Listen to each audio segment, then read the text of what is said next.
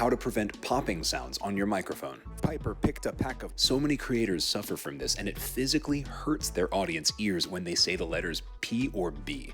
That's actual wind hitting the microphone diaphragm. Here's what not to do. Don't address the mic directly. You're basically blowing air into it. Also, don't bother with windscreens. They're not effective and they look silly in my opinion. Pop filters work, but they look ridiculous. The solution is easy, but it takes a little technique. Always point a microphone to the corner of your mouth from off to the side. Now you can spit and scream or whatever you want to do, and your audience won't be hospitalized. For more tools and tips on how to make your video content and video calls look more professional, follow On Screen Authority.